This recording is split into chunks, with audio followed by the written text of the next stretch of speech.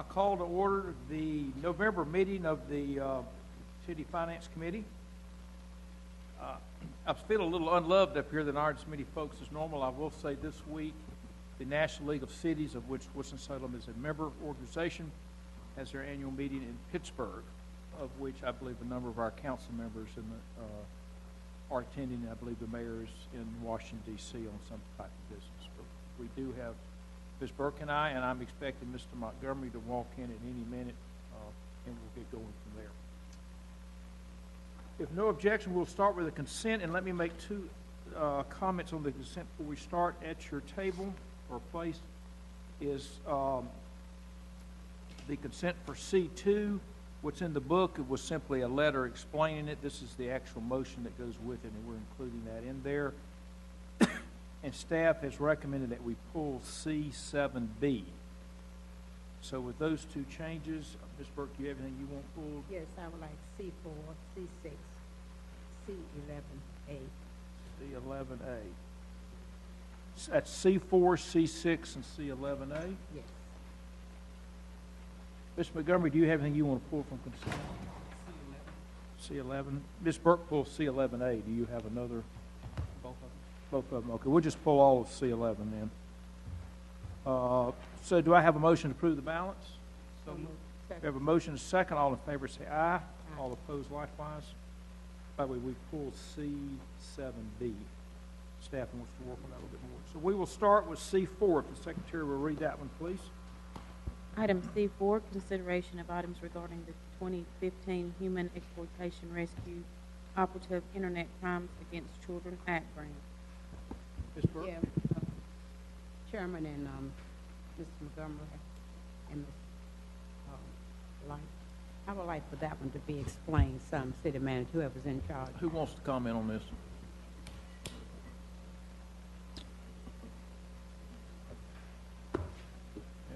Captain, can you, the Internet Crimes grant, can you explain that one? Anyone here? Why don't we hold it until Why don't we hold that? If someone comes in later, we'll get back to it. Okay? That's being held for the moment. C6. Item C6, resolution authorizing the city manager to enter into an agreement with the Mobile Doc PLLC for the provision of medical evaluation services for certain candidates for fire department employment. Ms. I Burke? just wanted that explained a little bit. Can someone comment on C6, please? This is the mobile dock. Here we go. Mr. Chairman, members of the committee, Mr. City Manager. Could you just comment on it a little bit, what it is? Okay. The mobile dock program. What this is a annual, oh, it's not annual, it's a physical exam based on NFPA 1582, which is the National Fire Protection Association. It's a standard on health and wellness in the fire department. In the past, we've used just basically prime care and done a very, very basic physical, and this doesn't cover all of the areas that 1582 suggests that a doctor examines and checks a person before they're submitted as being fit to do firefighting duties. So this would be for any person that's hired that would be certified. That would be like a recruit firefighter or a fire inspector in the Fire Prevention Bureau. Mr. Chairman, is this a question to him? Is this for new people? Yes, yes, Right, this so would that be for should new hires. Emphasize, you're talking about new people. Okay. We currently use this standard for our existing personnel for their annual fit for duty, but we have not in the past done this for our new hires. And this is a much more stringent physical than what's been used in the past. And the basic thought is we want to make sure we hire somebody that doesn't have an underlying medical condition that could present itself during training, because they do a lot of physical fitness at the beginning. So it's to benefit them, and it's also to benefit the city down the road. Any other questions? And I was just gonna make, thank Go ahead. you. I was just gonna make an observation. I did read that, firemen seem to have more heart attacks Yes, because of the kinds of job that they do. yes, they do, and that's something they would be looking at also during that initial physical. Now, thank you. Yes. Yes, ma'am, if you don't mind moving. I move for approval. We have a motion to approve C6. Is there a second? Second. All in favor say aye. Aye. Opposed likewise, that is approved. We'll now go back to C4. Thank you, sir. Chief Roundtree, if you'll come up and give us, we were looking for just a quick explanation on C4, which is the Humane Exploitation Rescue or Operative Internet Crimes Against Children Act. Just a moment before he speaks, I need to say something. The city manager, I don't know if he heard me speak or not when he cut through and closed up that conversation about C4. I was speaking, and when I'm speaking, I'm going to listen to you, and I expect you to do the same thing. Now, if you have a police department, and the question was asked, and you had your police who were sitting here, and not those, they didn't know anything about this particular, because it's not in their department. Should they or should they not know when someone asks a question like this? Yes, I think Assistant Chief Thompson was here. Okay. And I was running a little bit late, I'm sorry, but That's all right, Chief Roundtree. What I'm going to say, when we have a big police department, and we have things that appear on the agenda, and if neither of you were here and you didn't come, a police were sitting here, and they were not aware of this particular something. And to me, with a lot of things happening to children, we ought to all be aware of this one. And that was my suggestion and recommendation, Chief. So please just go and explain. okay, yes, ma'am. Go ahead. Chief, go ahead. This is a grant that our current Internet Crimes Against Children's Department applied for. It is a grant for a little over $55,000. It is a one-year grant. There is no match to the grant. It will be used for equipment and training of the current 2 detectives that work in our Internet Crimes Against Children unit. One thing, Yes, ma'am. Ms. Light, you had a question. Go ahead. Okay, I'm going to expose my, how can they know if someone is targeting children on the internet? Well, part of what they do, they enter different investigations and chat rooms, and they allow people to communicate with them. Like that.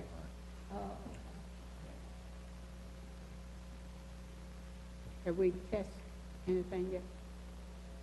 Have we had, the city manager said, like Dateline, have we done anything like that? We haven't done any TV productions, but we have made several arrests from people contacting our detectives, thinking that the detectives are children. So yes, we have made several arrests. Mr. City, Chairman, I feel this is so important, and we should emphasize this. And I think not only should we talk about it, maybe on TV 13, we should do a little communicating, because school children coming and going, parents are working, children getting off of buses, and we've had, just the other week, I sent something to the city manager, and he responded when you all told us about the man meeting the children at the bus stop, doing certain things. So this is important. Okay. I move for approval. We have a motion on the floor. We have a second. Second. All in favor say aye. Aye. Opposed likewise. That is passed. Thank you, Chief. We will now go to C11. Item C11, consideration of items regarding local historic landmark designation. A, ordinance designating certain property as a historic landmark, the O'Hanlon Building, and B, ordinance designating certain property as a historic landmark, the Pepper Building. There is a 11A and B. We'll take them together. One is the O'Hanlon Building, and the other one is the Pepper Building, which is right across the street. They're kind of sister buildings. I didn't So go need ahead. him to go into anything. I need to ask a question. All right, go right Before ahead. we come back on Monday, would you have the reduction in the tax value on both of these? I'm sorry, ma'am? The reduction, since you say there's a tax value for both of these buildings, and if it's a historical building, then there's gonna be a reduction. Yes, Will ma'am. you be able to give us that by Monday? Or is it already here? Well, the current value we have for the buildings right now, the reduction is up to 50%, and the tax office does a calculation. I don't believe they would do that until after this goes to them. They only give them 50% on the parts of the building they ask for designation on. So in these cases, it's the exteriors and parts of the interiors. Tax office will apply their formula after they reassess the building's value. Okay, thank you. It's after. It's after they renovate it, right? Right. Yeah, Right. That's all I need. because they're going to spend a lot of money on these. Mr. Montgomery, you had a question? Yeah, I do. And it's more on, got a comment on both of them, but the old, how do you pronounce it? O'Hanlon? O'Hanlon building. What is the actual proposed, what are they doing different in that property? They're actually rehabilitating some of the floors right now, but some of the floors are in use at this time. So they're not really, they're doing some renovations, interior renovations, and they're just asking for this so that as they go forward, they can have that assistance to maintain it in historic, state. Right, and so that was the only piece for me on this one. I'd like to know more information on the actual work and renovations that's happening in the building in terms of the actual in use that'll be there, in terms of the total type of investment that they're looking to make in the property, and upfitting in there.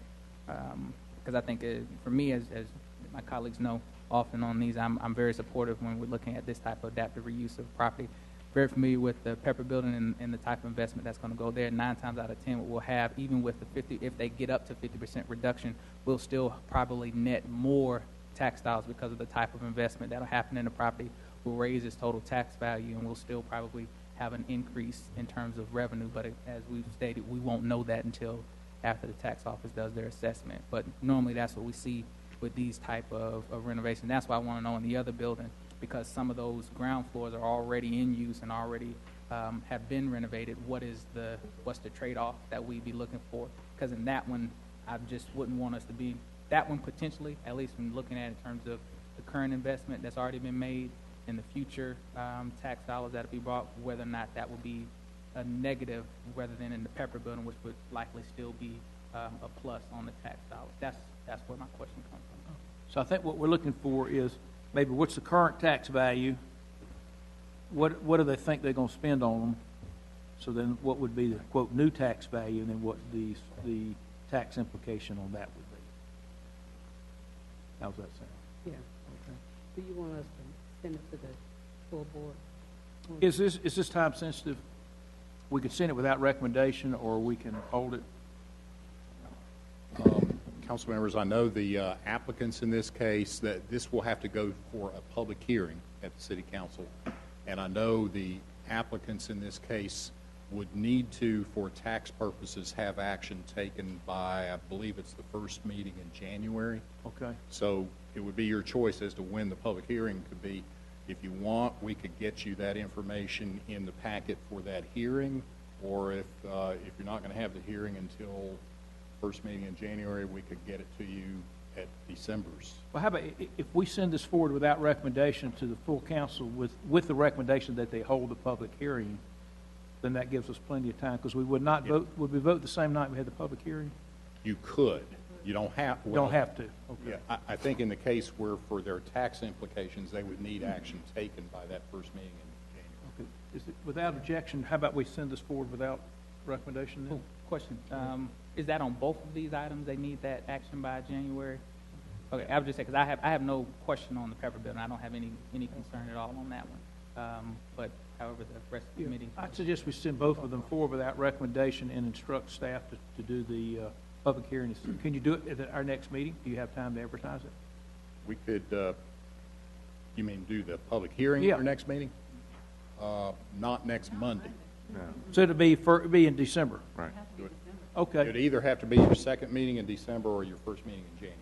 We had second meeting in December. Okay. Well, we'll send it forward without recommendation, but we're not going to vote on anything to have the public hearing. Right. Okay. All righty. So are you wanting second meeting in December, is that? Yeah, if we got to have it done by January, I can do that math in my head. Okay. We'll do that, Mr. Chair. Okay, how's that? Yes, ma'am. So we have a motion to move these forward without recommendation, with a recommendation to the staff that they hold a public hearing at our second meeting in December. So moved. Second. All in favor, say aye. Aye. Opposed likewise. Thank you. That finishes the consent. By the way, I didn't thank everyone for getting here early. We're starting a half hour early this time because we got a lot going on. And you'll see that when we get to the general agenda. We've got some items. We will start with G1 now. Ms. Secretary, if you read this. Item G1, information regarding New Hope Manor scope of work assessment. Mr. Brooks, I see your name at the top. Would you reintroduce this to us? We've had it at several meetings, I believe, but Good afternoon, council members and chairman. At the last council meeting, when this item was presented, staff was asked to comment on the scope of work in relation to the cost of that work. We didn't feel comfortable doing so at that time because we had not fully inspected the complex. We have done so since that time along with Halls, and we are both in agreement that the scope of work that they have presented will exceed both minimum housing code and the federal housing quality standards. Those standards are generally accepted for this type of work, and Halls' original estimate was $13,000, and we believe that the cost of work that they have presented is within range. Our cost estimate was somewhere in the range of $12,000 to $13,000, and that's contingent upon not encountering a lot of unforeseen items. As I mentioned in the memo, a higher standard would be the substantial rehab, which one would do if you were looking to make very long-term repairs to the unit, such as, and the difference would be such as replacing complete drain lines, replacing all of the HVA systems, doing complete rewiring, but it has all, Halls has indicated to us their intent is to raise the dwellings once they receive authorization on the Choice Neighborhood Grant Award. And at this point, to think of making that type of investment with that in mind, don't know that that would be the most feasible way to approach it, but of course that would be left up to you all. If in fact the higher level of work was done, staff believes that would cost somewhere in the neighborhood of $24,000 to $26,000 per unit. So we'd be happy to answer any questions, and Mr. Woods is here from the Housing Authority. do we have any questions for Mr. Brooks? I am going to let Mr. Woods come up in a minute. Mr. Woods, could you come up, and I will give you an opportunity to comment however you wish to. Name is Larry Woods, Chief Executive Officer for the Housing Authority, 500 West 4th Street, Winston-Salem, North Carolina, 27103. Housing Authority and the city staff did meet at the site in the month of, it was October, and we did spend a full day entering as many units as we were able to, as well as some of the vacant units. We took along both a copy of the city's initial code violation or deficiency report, and along with our original scope of work, so that we were both looking at the same document. At the conclusion of that, we both agreed is that we would not be looking at what the dollar value was. We were looking at what would it take to bring the property up to a certain living standard so the residents would have safe, decent, and affordable housing. We then agreed to meet jointly and go through our findings jointly and come up with a comment and mutual understanding of the scope of work, which Mr. Brooks did graciously, and we did meet with his staff and my staff. And the information that Mr. Brooks has presented is factual as what we believe. We stand by our number. We believe that it is a good number, and we believe that we can deliver a good product that the city will be proud of, and that though we did not receive the Choice Neighborhood Implementation Grant, our goal is to continue to reassess our application and to submit a new one within the next 7 months when the new allocation notice comes out.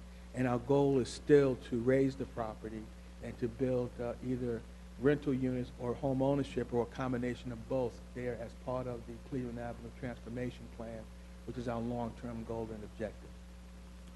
Any questions, Ms. Light? Go ahead. How many units, remind me? There's at least about 120 units that are there. Of that unit, the number of units, there's at least 50 to 60 that are completely vacant and have been vandalized.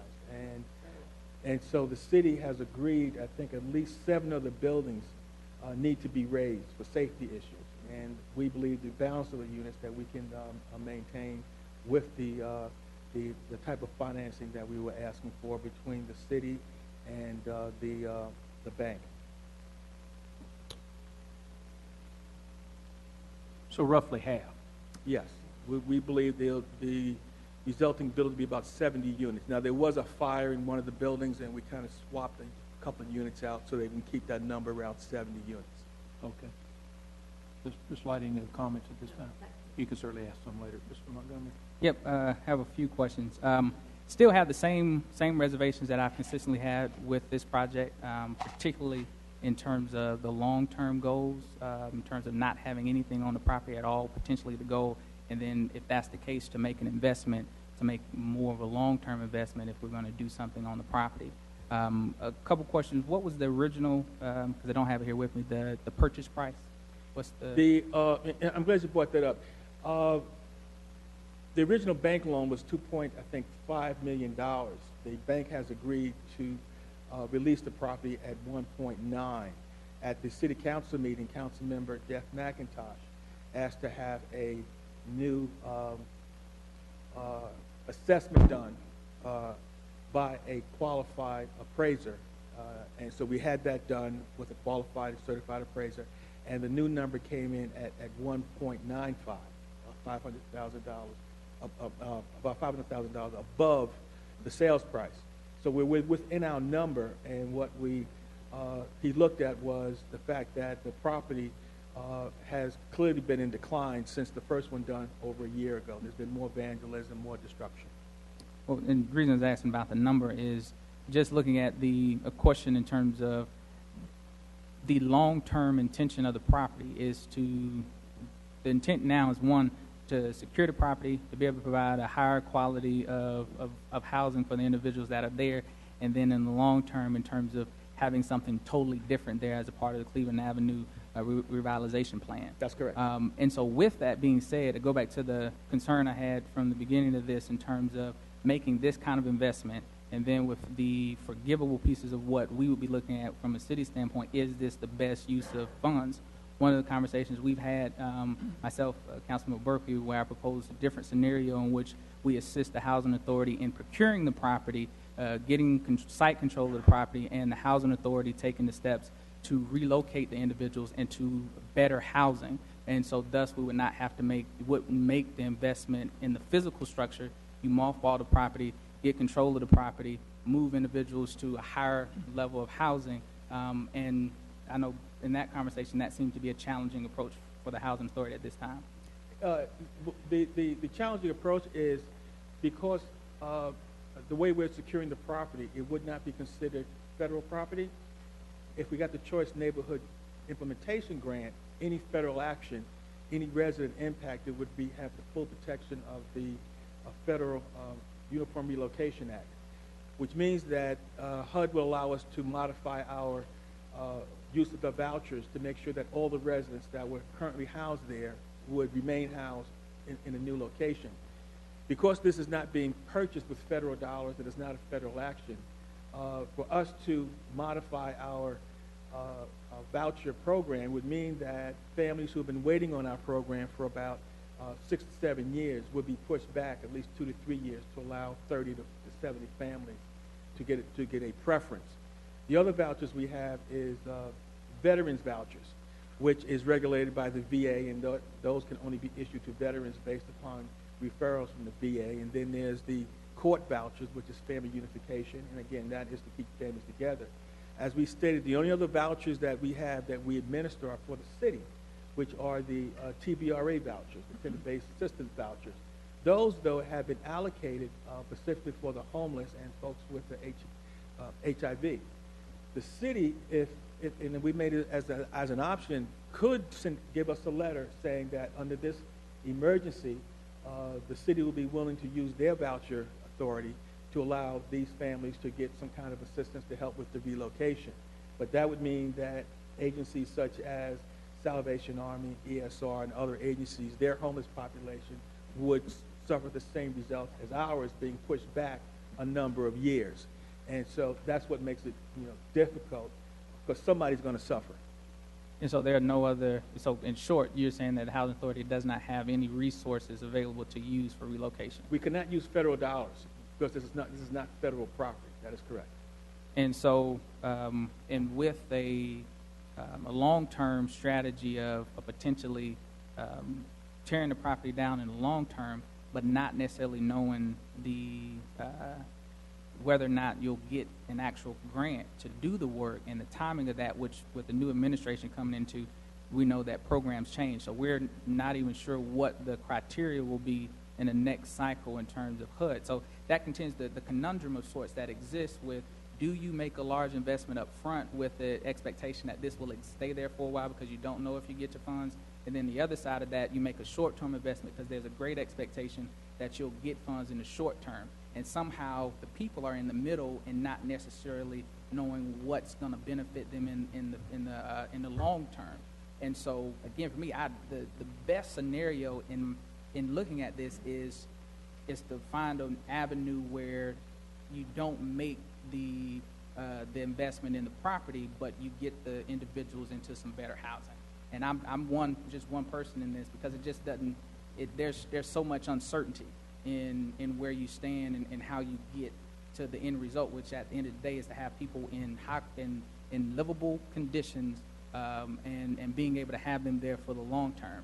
And so that's just a challenge for me. As I mentioned as an analogy for, if I was going to make an investment in my house knowing I was going to tear it down in 5 years, I probably wouldn't put the new roof on there. I probably wouldn't put the new flooring in there because I know the house is going to be torn down and potentially do something different on the site itself. But at the center of this is the people who are having to live in the conditions where they're in now, and some who came to council and spoke to council who had challenges with what was being proposed at that time. So there's just, again, that give and take and the challenge on where we stand and what we do and what's going to be in the best interest of the folks who are living in the area and still getting the housing authority, what they want in the long term, which is site control over the property, so that this parcel can be a part of the long-term development of the area.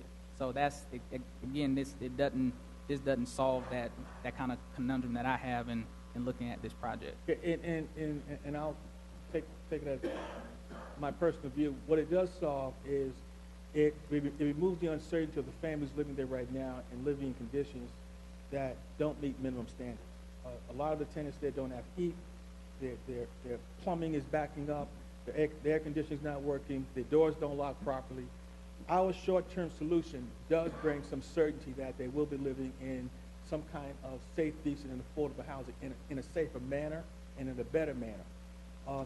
As we begin to take a look at other options of funding, whether it is the new administration coming up with a new program or we come up with some other options in funding it, at least the residents there will be living in a much better condition than they're living now. Would not be perfect, but it would be a lot better and a lot safer for them and their children as we begin to move forward. Not doing anything leaves these families clearly in uncertainty. And so we were asking for a simple up and down vote. I mean, we need to clearly be able to hopefully help these families. But again, we cannot use federal dollars on this property because it's not federal property. But I would ask, just from a city staff standpoint, in terms of looking at the conditions there, if any of these conditions meet our emergency relocation standards, and making sure that if they have crossed that threshold, that we are utilizing our tools at our disposal to make sure that if folks don't have working in operable heat, which we're moving into that season now, in which that does qualify for that emergency relocation to ensure that people are not in units that don't have operating heating systems. Yes, if there are residents that are currently occupying units that would meet that criteria, which would be a condition that presents an immediate threat or danger to their continued occupancy, then that would be the trigger for emergency relocation. And generally moving into this time of the year, the lack of heat would do that. Of course, we've had our experience with issuing notices of violation and getting units repaired, which has not always been with the best results. Okay, thank you. Ms. Burke? Yes. Ms. Brooks, don't go too far.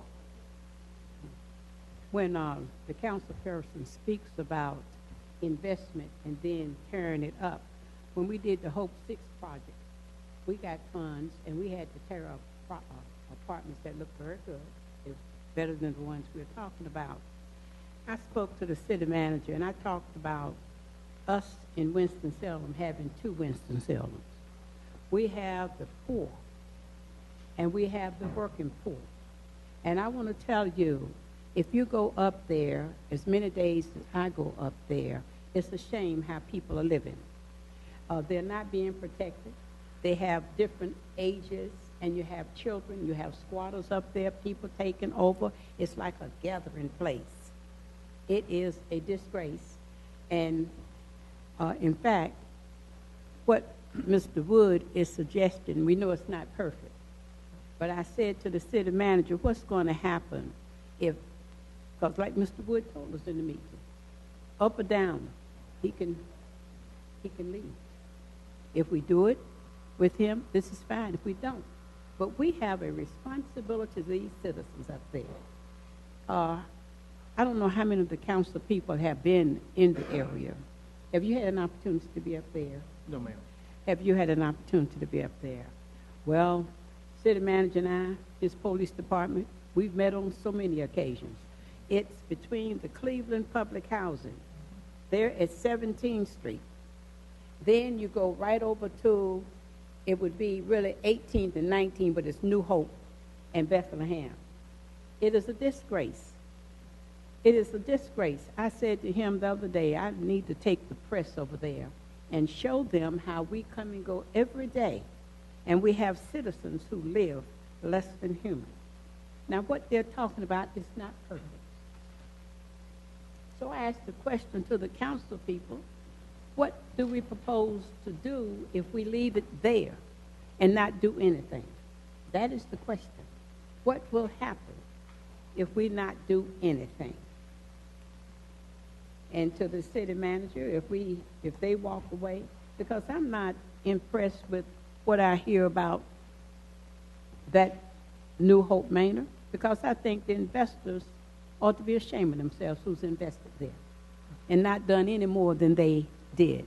And when Mr. Brooks was talking about if it's emergency, he can go back, and people have called me and I have asked them to go in and look, and it's a hassle for these poor people to have right plumbing, to have heat, air, and on top of that, all of the little crime that's up in there. There's no control that they have on those squatters who's living up in there. Can you tell me, Mr. Brooks, how many people are up in that area, in those units, not supposed to be up there? Who has that figure?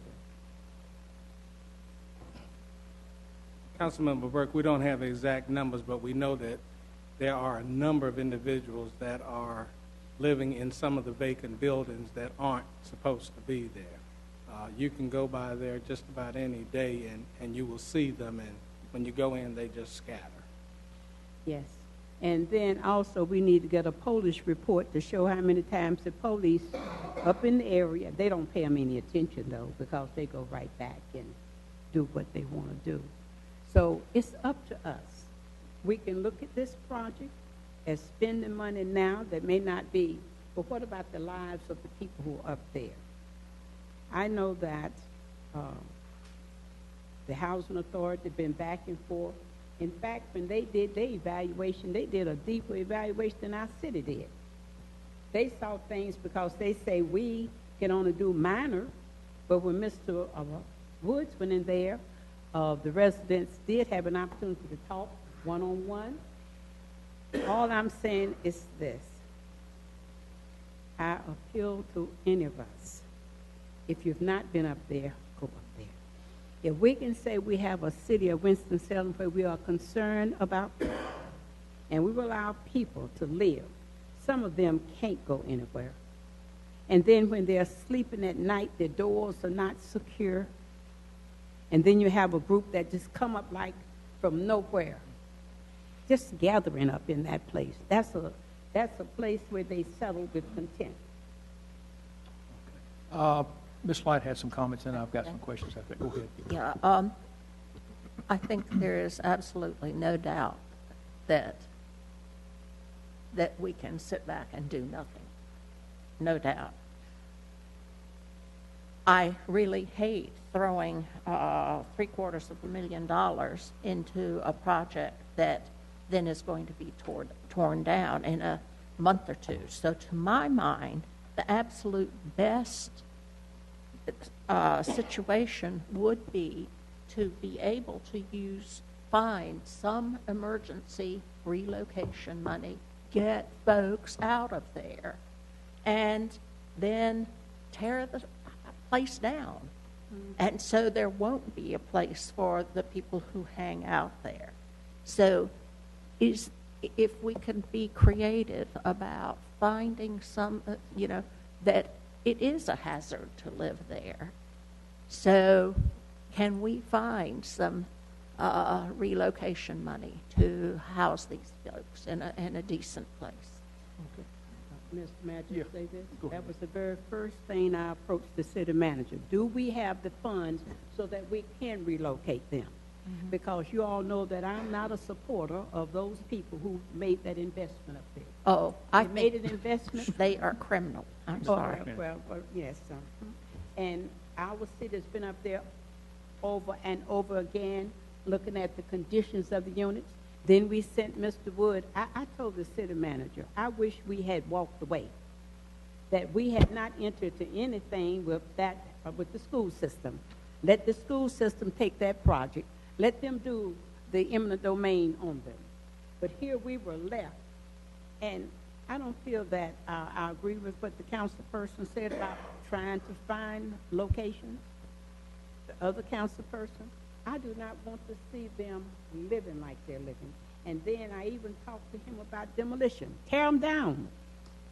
We're not interested in what those investors did. When Nathan Tabor came down here, all he was talking about what he was going to do. And he hasn't done anything but left us with slums. I've got a few questions. What does it cost to relocate a family? How much money are we talking about here? If we were utilizing the Uniform Relocation Act, which we would have to do if there's at least $1 of federal money involved in the project, that could conceivably run anywhere from $30,000 to $45,000 per family, and that's depending on if the family stays together or break up. We have had other relocation projects where you haven't had federal dollars, where we will modify our relocation plan, and it just depends on the clientele that you're working with, but you probably would be spending at least somewhere in excess of $13,000, $15,000, if not more.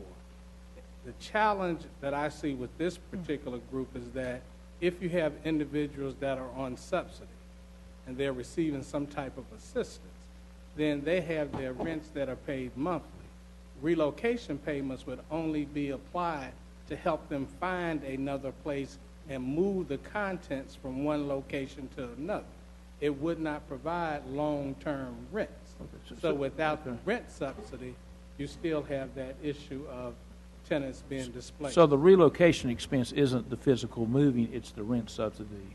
It's the rent subsidy that would be the challenge. Okay, secondly, are there apartments available that they could move to with comparable rents? And could the rent subsidy go with them? There probably are some apartment complexes with comparable rents. There again, the challenge would be those units all meeting code standard as they are. Yeah, I'm not looking to move them to another unit that's got code problems. I'm talking about, is there another unit you could move them to that would work? That might be a challenge with the rents, with the Okay. rents that are charged and the incomes that you would be working with. It would be a challenge. There would, Okay. I would imagine there would definitely have to be some type of subsidy and long-term subsidy that would be attached to the moves. Okay. Second, Mr. Woods, is he still around? Yeah, you hide. Realistically, how long would it be before you tore these down, assuming that you apply next spring and you get the money, you get approved next fall, or whatever the timetable is? How many years would these people potentially stay here? As soon as we get our grant award, it would take at least 4 to 5 months for the funds to start to flow through. Mhm. And the first thing we would do is we would have to first interview every family, understand that what their family needs are. We have to identify those folks that have any 504 issues, which means any mental health or health issues. And then we would have to then arrange for them to get a voucher, which we would do because we'd have to give us the authorization. Mhm. Then we'd have to help them find a place, which means that we would, if they don't have transportation, we would have to use one of our vehicles and drive them to different locations and then pay for the cost to move them, and then with the vouchers to assist them. We would not tear a building down until an entire building is vacated. And so our concern is that while we're in that process, the units should be in a certain living condition, that they feel safe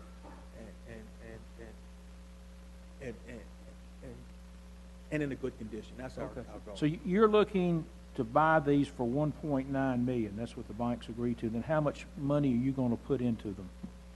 We are looking to borrow up to 1.4 from the bank, and we're looking for a grant and a loan from the city, a $1 million loan towards purchase, and then the rest towards demolition and rehab. And how much total? What is it? I think it's 1.6.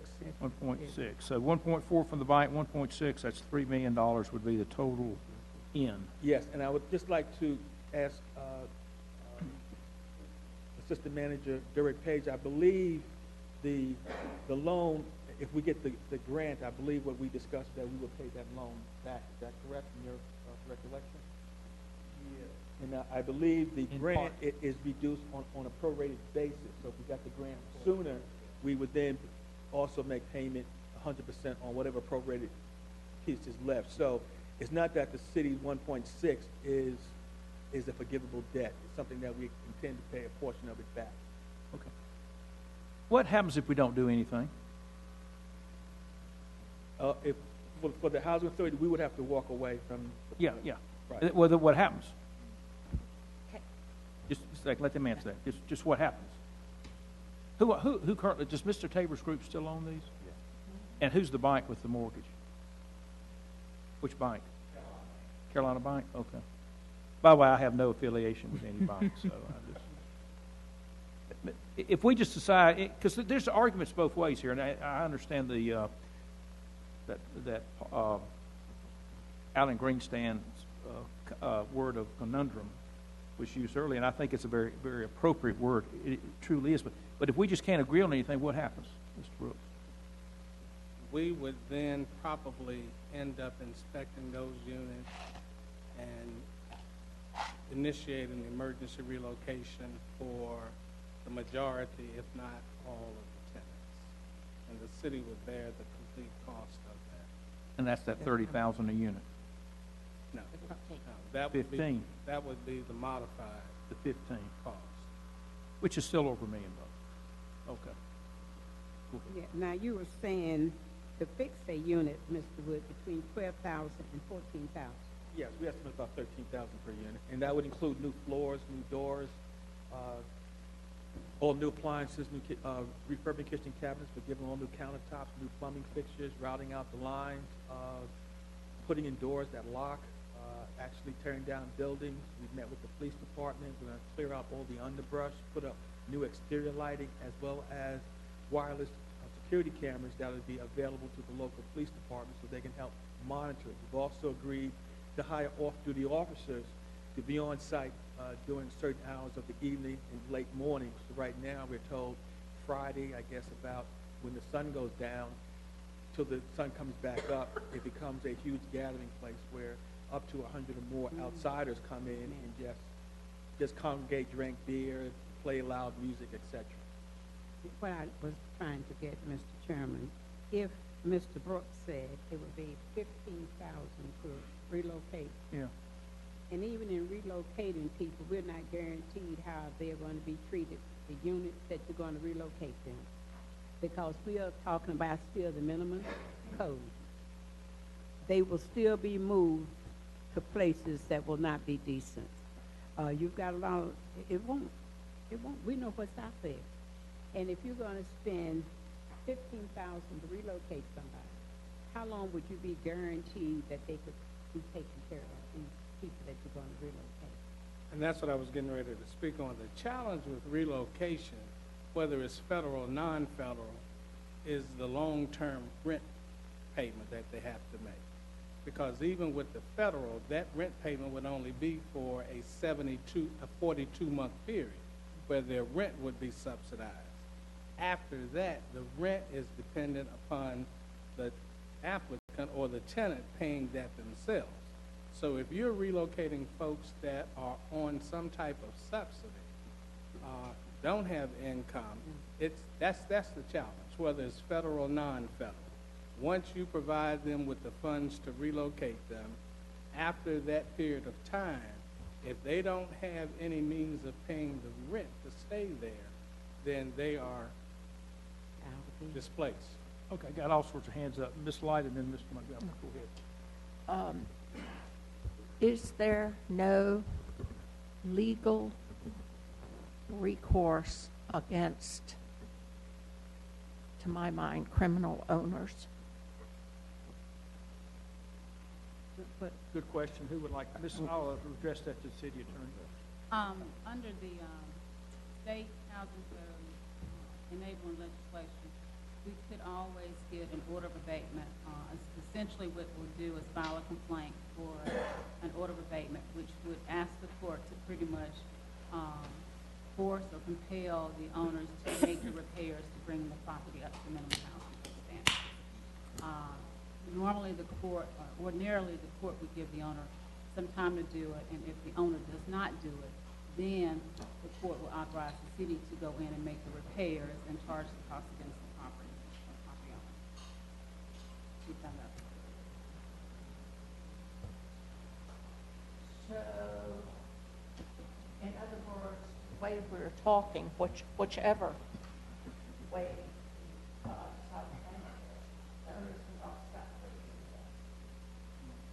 not necessarily. Like I said, through the order of abatement process, if they don't comply with the order, then the judge authorizes the city to go in and make the repairs. And the cost, it is, but the cost is assessed against the property owner property ultimately. But it is a long-term process. It's not a quick fix. It's not a short-term process. But the owner's a corporation, I would think, not individuals. I don't remember. Am I correct? Yeah. It's an LLC. Yeah. It's a corporation owns it. Oh. So the owners could walk. The owners of the corporation. It ended up being essentially a tax lien against the property. Yeah. Okay. Mr. Montgomery, I have a suggestion, but the great conundrum compromise, but I'm going to let you speak first. In terms of this, in talking about subsidy, right now the property is not a subsidized property, is it? There are we know about 12 families that are receiving a voucher. And they qualify in the living conditions? Those are the ones that are actually closer to the management office, and I think Mr. Brooks can attest, those units are in the best condition of all the units. So I guess in order to get their money, they have to keep them up. We kind of, the other issue is that we're faced with, is because we've talked this internally with my own staff, and in some portion with our board. If the city took an action of relocating these tenants, because there's a shortage of housing, those units are going to get backfilled. I mean, the property would not get rehab. You're just going to have new tenants, and I'm just, saying what Mrs. Burke already knows. Those tenants, those units are going to get backfilled.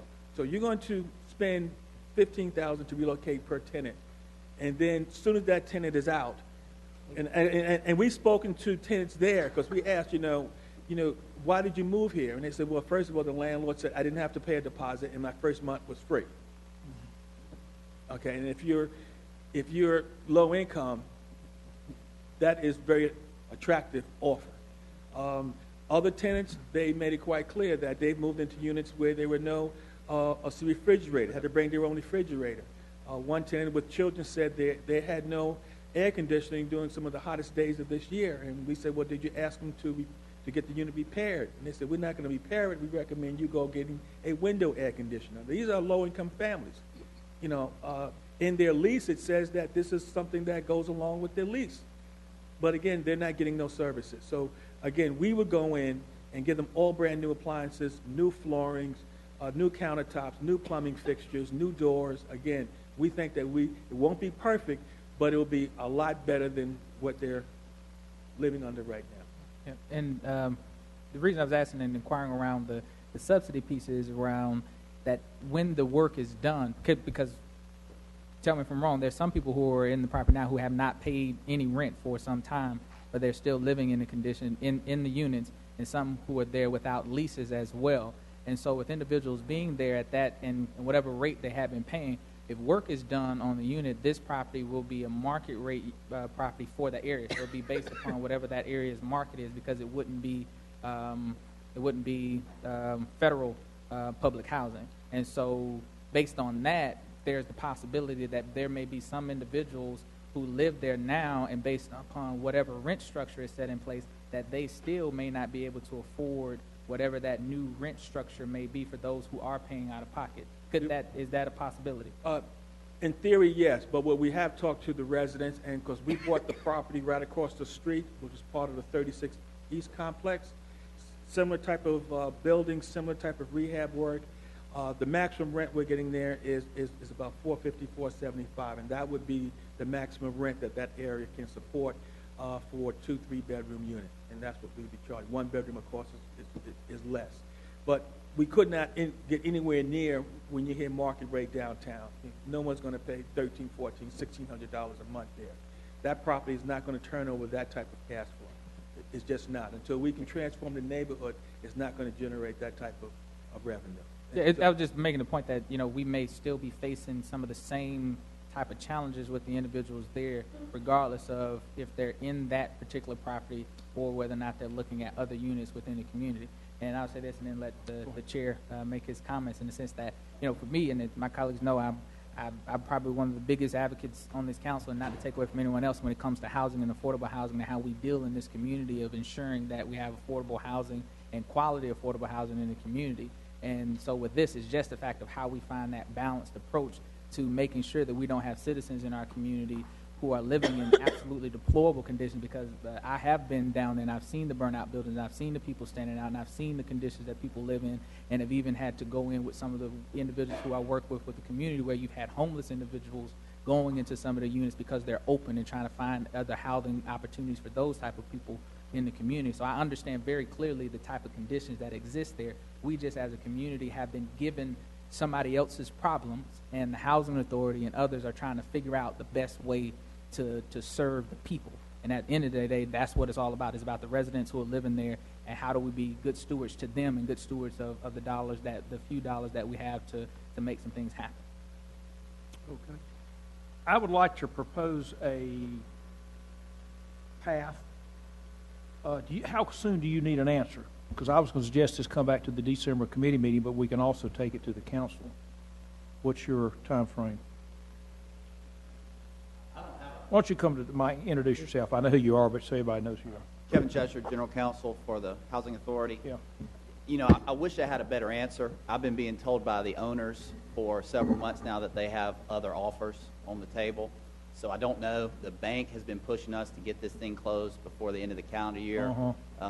Given what happened the last time we were at council, I told them that we'd do all that we could, but I suspected that was probably not likely now. So I know that's not very helpful, but that's really all I've got. We're under contract. The contingency being that the city approves our financing request and our due diligence period it terminates in a certain period of time after that authorization from the city council. Well, I'll make a few comments, and I'm going to make my solution. First off, I don't think there's anybody in the world that's going to do this deal but the Housing Authority and us. And while I do not have a connection with this bank, I am a former director of a local bank, and I can assure you they're not going to get an offer anywhere near this. Anyway, I'm going to suggest to staff that you bring back at the December committee meeting so we can vote on it at the December board meeting. I'm assuming we're having all our meetings in December. Forget about Christmas. Okay.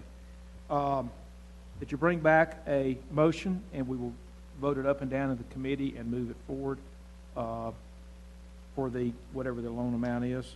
I will say, in listening to this, it is cheaper to fix them up than to move the people. That is surprising, but that's it. I don't think if you were to fix it up, these people, you're going to tear this building down in 6 or 8 months. You don't know you're going to get the grant next year or the year after. The new administration coming in, they may change the forms. You got to start all over again. Who knows? But I do think there is an economic return on fixing these up and having livable ones. I will tell you, my vote will be contingent upon a lower purchase price from the bank. I think we're paying way too much. I want it 1.7 or lower if you want my support, and I think the bank will take that. Now, they're going to tell you no, but I'm just suggesting we do that. Everybody needs to take a haircut on this, but it's got to be done. So that's my recommendation. Let's bring it back with a motion. Everybody needs to tighten their belt, and let's have it up and down vote at the committee meeting next month, and then it'll go to the council the third Monday in December, whatever date that is. Ms. Burke? I'm glad you would make that recommendation. The banks are not in, I used to own a banking commission for the state. I served on advisory for one of the local banks here. The banks are not in the housing business. They don't want to be in the housing business. And those people who own that over there, they better take that, whoever that attorney, somewhere, because we're all the intelligent people, and nobody wants that junk over there. And if something is not done by the housing authority, we're going to have a bigger problem, Mr. City Manager. We're going to have more crime. We're going to have more sanitation that we're going to be spending money on. We're going to have children who are walking being bothered by people who hang over there. And if you heard what Mr. Wood say, they can gather up after a certain time of the day.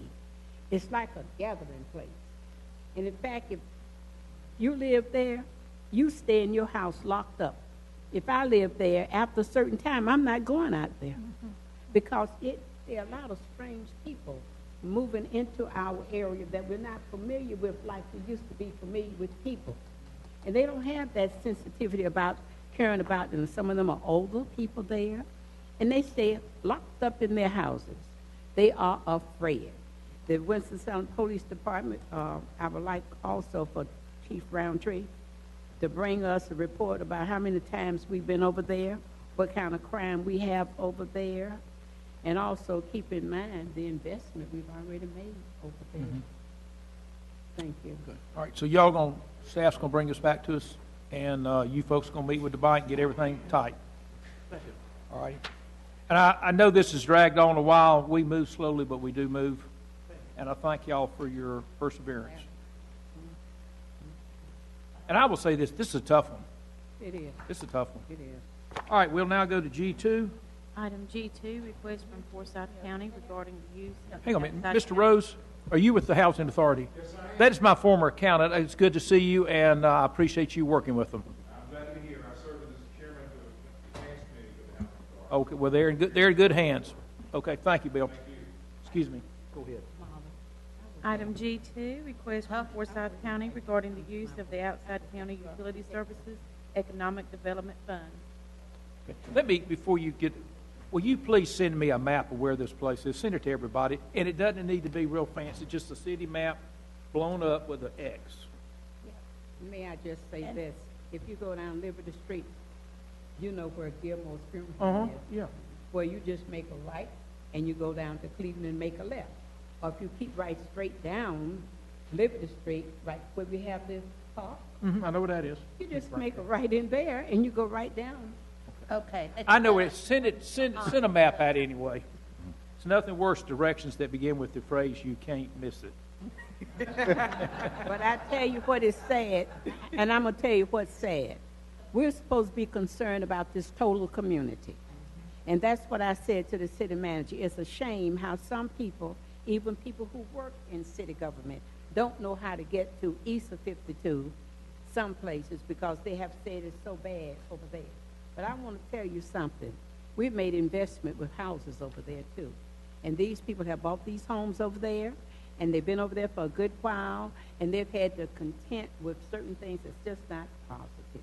So I invite the folks who are listening, ride over to see what it's like.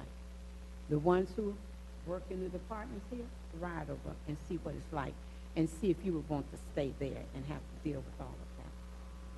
Thank you. Okay. Mr. Page, why don't you tell us a little bit about this request? Good afternoon, Chairman Clark, members of the Finance Committee.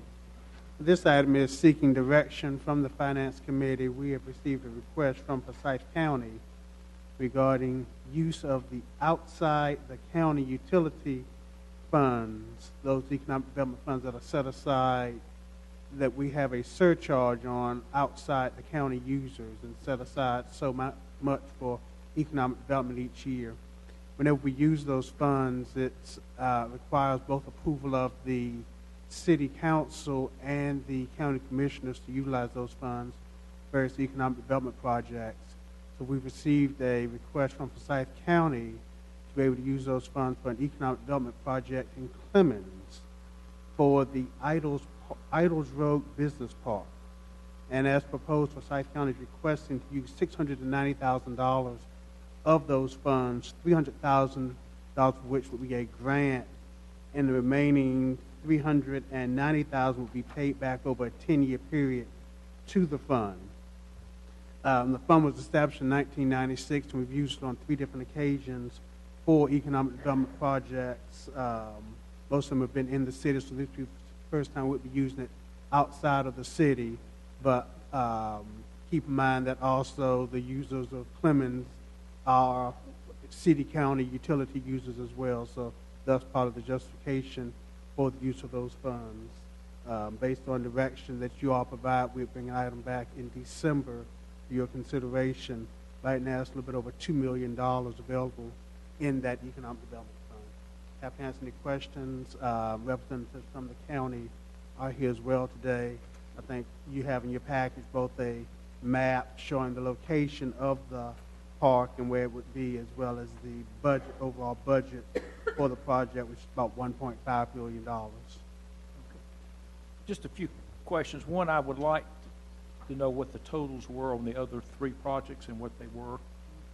Okay. And that may be in here. I don't have my reading glasses on. I'm having a hard time reading all this.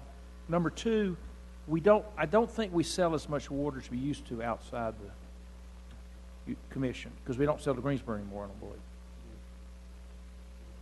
So I'd be curious how much has been put in this fund the last 4 or 5 years. I have a feeling it's not going to get much more money in it. So that means what's in it is all that's going to be in it. We still sell sewer services to other counties. Okay, we'd just be curious to know how much is going into it. And thirdly, is there anything that we were looking at? I mean, we mentioned something at a meeting the other day. Do we have any requests that we would be interested in? Actually have a project that I'll be bringing to you all probably in December to look at using a couple $100,000 Okay. of the fund as well. Okay. Any questions from anyone at the? I will. It's just for information. Just for information. Anyone who's here from the county? Sir, would you like to come up and I'll give you your 2 minutes of fame? If you'll give your name and address for the record, please. My name is Dan Cornelis. I'm the Director of Housing and Community Development for Forsyth County. Okay. This is a land of about 170 acres, and it's just right outside of Clemens. It's land that the county's owned since the early 1990s, and it's been sitting kind of vacant there. I think we've timbered some of it and so forth. But our board was interested in economic development. They were interested in seeing if we could make use of this land to bring businesses to Forsyth. Okay, thank you very much. I would suggest to staff to go ahead and bring forward a formal motion. Sir, what we typically do is we get it for information 1 month, and then they take direction and then bring it forward the next. So. I just appreciate you thinking of us and allowing us to come to you. Okay. Mr. Montgomery. So just, I want to say thank you to Dan, and his hard work he's doing. I know that now he's engaging in some other work there at the county level, a long time working with the housing components there, and now the economic development portions there, and so good to see you, and good to see the work you're doing. Thank you. Okay. Ms. Light? Dan, what, I was just looking at the sizes of the proposed buildings, and I know we've been told before by the Winston-Salem folks about how businesses' concerns are demanding larger and larger buildings. Is that taken into consideration? Yes, we had some preliminary, this master plan done. Again, it's just a concept plan, and as businesses come, we can change it to make bigger buildings or bigger lots. So it gives us a little flexibility. This is phase one. I will tell you that we have one business already wanting to come into the park. We're working on an offer to purchase. We hope to close it out in December. And then we have a second company that is looking for lot number 2, which is the 500,000 square foot building there. And they're interested in coming too, but they're not in as much a hurry as the other businesses. Do you work with Mr. Bob Leake? Yes, we do. I'd be curious. I would like a letter of support from them. We better get that. Thank you. Miss Miss Light now. No. That's all right, isn't it? I'm sorry, you finished? Yeah. I started working with you when we started the public-private housing, that I worked so hard to have a public-private housing board, and you served on it, and we did a lot of things with housing in this city. It's been successful, and through that, you always have been a gentleman. Thank you. I still believe in the American way. When a gentleman sees a lady, they know how to speak. Thank you. Thank you for the Okay, thanks, sir. That will be brought back at our meeting in December. All right, well, that was for information only. We'll now go to G3. Secretary, will read this, please. Item G3, update regarding Winston Lake YMCA. So this item was here last month, and you all asked for additional information, and you have a package of information provided to you that outlines a lot of the stuff that was requested last month, including the annual maintenance and repairs at the Y for the last 5 years, detailed estimate of needed city repairs, a detailed estimate of the annual operating costs, the proposed floor plan for both the Y and the city usage, the acreage, as well as city parkland, a copy of a project that was a similar public-private partnership with another Y, I think it was in Austin, Texas, and then some of the proposed programming that the city could use at the facility. Again, we'll continue to seek direction from the Finance Committee on next steps moving forward, but staff feels that we could use the facility for some additional programming, as well as some programming could be moved into the facility. As you see on the tab number 7, some of the things that we're already doing at other facilities, we could sort of consolidate into this facility. But Kurt Hazelbaker and Darrell Head from the Y are also here to answer the questions you may have regarding information that you've received. Okay, and by the way, we did receive that. Thank you. Ms. Light, you had your hand up. I mean, if the YMCA, sorry, I've got YW. Just call it the Y. The Y. If they are wanting to give this up because they have had a problem running it, maintaining it, whatever, then how are we going to be able to do any better?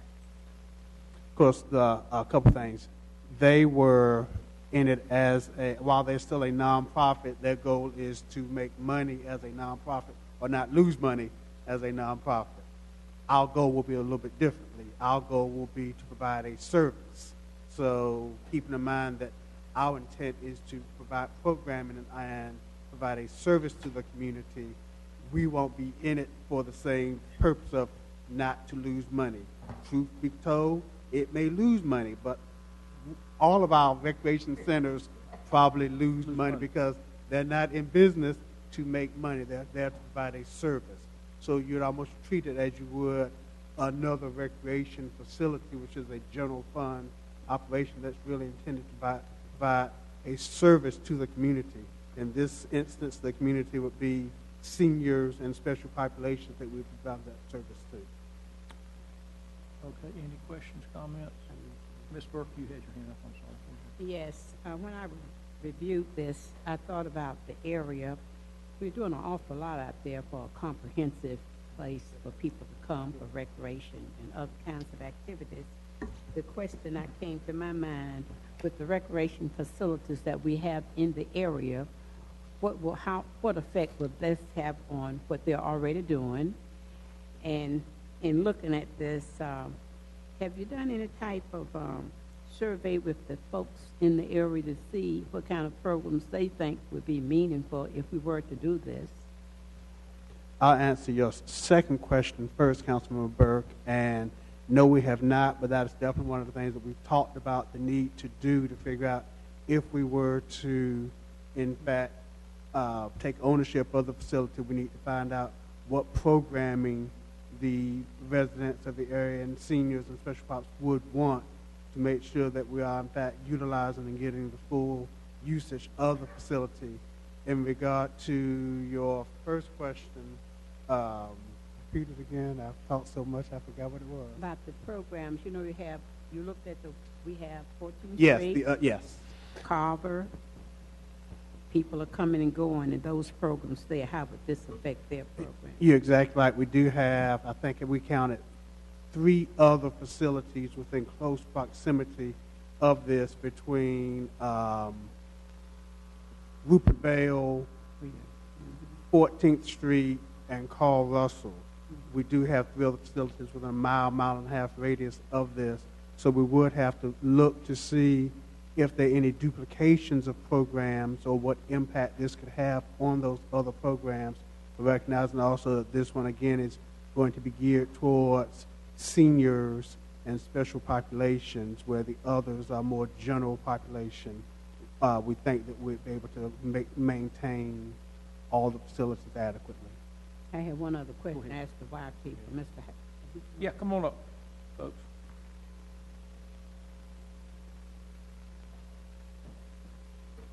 I'm Kurt Azelbaker with the YMCA. If the city does not participate with this project, what will happen to the wild? Well, before we started talking with the city, we looked at several different options internally, and the one that we would do if the city doesn't participate is close the swimming pool and close a portion of the building off.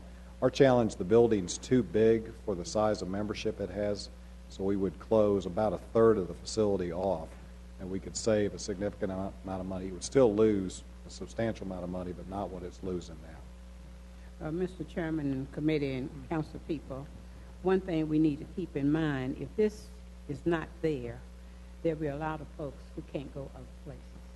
Some walk to get there. And elderly people have paid taxes all these years, and a lot of them look forward to going to this particular place. And since it's the area is like a plum you have here. It's for the children, the different types of recreational activities that they do. And then when you get that, and then when if we get this, it will still have something for seniors to also participate with. And I would think if we were to do something like this, we should ourselves push for more memberships. Would we have memberships? How would we do if we don't have the folks who come there? They do the silver slippers or something. They come to. Sorry. Silver sneakers. Oh, yeah. silver sneakers. I like silver slippers. You're not the only one who's called it silver slippers. My so. friends talk about how they enjoyed it. Say it again. Yeah, silver sneakers. The silver sneakers. I thought it was silver. What about? We would continue. We're going to keep, if the deal goes through with the city, we'll keep a portion of it and operate as a Y. People who are doing silver sneakers classes would still be able to do silver sneakers classes. They don't pay for that, their insurance company pays for that. And that's one of the biggest things that we offer at that Y and really all of our Ys. And so we would continue with that. So that won't go away. So the Y will be in working with the city. Yeah, oh yeah. Mr. Montgomery? Yep. One is a question in terms of looking at what we had for like the use of space and so it looks really in terms of the Y space a very small portion in terms of that in totality. And so the question I have on that and some of the conversation I've had with folks in the community in terms of what does that mean for Y membership programmatically? What changes for them? And then also in terms of for us within the city side of things, what space could be utilized to make the transition very soft on the Y membership in terms of having to change spaces and the way those things are. Just wondering, one, that first part of it in terms of programmatically, what changes for them? And I'll talk about the Y side, and Darryl can talk about the city side. From a Y member standpoint, it doesn't really change at all. Our wellness center, we will move it from where it is now to where it originally was. It's actually a little bit bigger, the space it'll go into. Most of our children's programs we do through Winston Lake, we do off-site. Our Achievers programs take place at the high schools and the middle schools. Our basketball programs take place at a lot of the elementary schools in and around, elementary and middle schools in and around the community. What we have talked about is use of the gym, that we would look to potentially use the gym and the pool when the city's not using it. So I don't know what time the rec center, if the rec center closes at 5 or 6, we talked to the city about can we use it from 6 to 8 and try to work out operating like that. So from a user perspective, I don't think they'll see anything different. It would be more appropriately sized to our actual membership. We just have a very big building and a small membership base. The appeal to us is that with the seniors and the special populations, that building gets more usage. And we'd love to see more people coming through the doors of that. And would the entrance be changed for the Y access? Would that be a separate Y entrance to the facility? The main entrance would be for the city, and there's a separate entrance we would put in for the YMCA. Okay, these are questions that I had that came to me in terms of how they would access the building with the new space and those kind of things. Yep. Okay, and then for those who would, let's say a person comes to the Y and they want to go to the gym because it's a public rec, they could just go into the gym space without any issues, right? Okay. I would like to Yes, say ma'am. this, Go ahead. Mr. I have a Chairman. comment. You go ahead, Ms. Brooks. One thing in building the Y, a shortcoming, they did not allow for people to really, the elderly, as far as the parking, because you have to park way down and then walk. Well, there's handicap parking all the way along the front circular, which is on level of the facility. And when the building was built, it was built to whatever the codes were at the time. I wasn't here in '85 when that opened up. So I don't know how many spaces we can accommodate up front. Darryl, I don't know if you have enough. 17 handicap parking spots. Well, Is how many it's got. you have a lot of elderly people who can't walk this far. Yeah. They're with walkers or they're with canes. I didn't know if you would do anything to improve where you would have more spaces closer. Yeah, I'm not sure because it's a tiered site. There's the 17 are on the top level. I do know that Transaid, there's a lot of members who use Transaid to get to the Winston Lake Y and several of other facilities. So we know with the disabilities, people are coming that way, and then those 17 spots up front. And that 17, I think, is actually higher than what code is that's required because we've added some handicap spots. Okay. Just some comments on this. To me, the question is, does the city want another rec center? 'Cause that's what we're talking about here. And we have one at Polo Park, we have one at Miller Park, we have one at Haynes Hosiery, and others. So the question is, do we want another facility? I guess as a next step, I'd like to see the staff put together a pro forma if we were to run it. And a lot of the data's right here. You just need to put it on one page. If we were to run it, first year you got some deferred maintenance or capital costs or whatever, and then what would we anticipate the annual operating budget being? And as Mr. Page correctly pointed out, none of our rec centers make money because we don't charge to go into them, do we? you know, Haynes Park doesn't make money, Miller Park doesn't make money, just the parks don't. I mean, but we have deeper pockets than they do. And they've got a problem, they've got a facility that really is draining a great deal of money. I will point out, and this is something we're going to need to address, and it's a little early on the budget cycle, but we are adding a lot of recreational capacity. And I'll just mention the Quarry Park. That's got to have to be manned or maintenance with it. I've got Jameson Park. That's got some maintenance with it.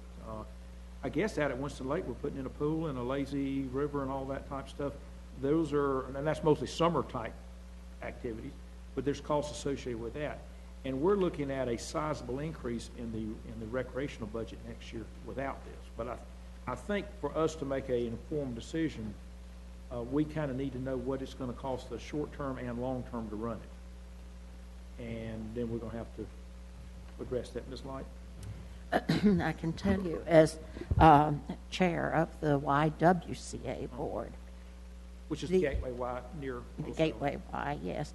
That, I mean, maintenance on a facility like that is enormous, as you well know.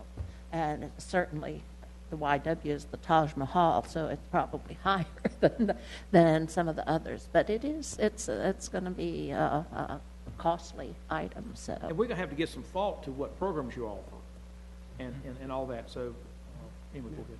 Yeah, and in that assessment, what I'd be interested to see is on how we look at the performer comparatively to other rec centers by square footage, in terms of, so that gives a better comp in terms of what we're comparing. And it might be, we take the wise recommendation, maybe some areas that need to be closed. I'm not sure we can afford to have the pool. We'd be in the wintertime. It's cold more than it's hot. I mean, the pools are open, 3 months in the summer, and an indoor pool has to be heated and everything else. Yeah, that's the most expensive room to But that's operate. one of the main things some of them like to do. They like to sit in. Yeah. And you can't have a pool halfway open. Either you got clean water in it or you don't. And that's what. And you have to circulate. By the way, I was former president of Westwood Club. Either you run the pumps and filters and all that, or you don't. And if you do, you have to run them all the time. That's been one of the shortcomings about the pool not being as comfortable as it should be. Also, what's going to happen to the facility, the Black Phillips building? You're moving people from there. See those programs that they're talking about? Oh, okay. Moving out of the Black Phillips building. So Okay, I didn't know that. what are you going to be doing? That's another thing. You're spending. And by the way, I think it's going to take the staff a little while to pull all this together, so I'm not asking for it in December, but I think we need to have a very educated, and I think at the same time, Mr. Gary, we probably need some feel for what the budget impact is going to be on 2017, 18 on the rec department. There's an early memo on today's agenda, but by January, we'll have a better feel for it. Okay, all right. Just a comment to Councilmember Light on the YW. We're working real closely with the YW, and I know there was a lot of things that weren't maintained with that facility for many years, and so the costs are high right now. We have maintained Winston Lake and all our facilities as good as we can. So there's the numbers on a roof replacement, or it's a 30-year-old building. It's time for a roof at some point. Okay, thank you. Thank you. Okay, well, that was some information only.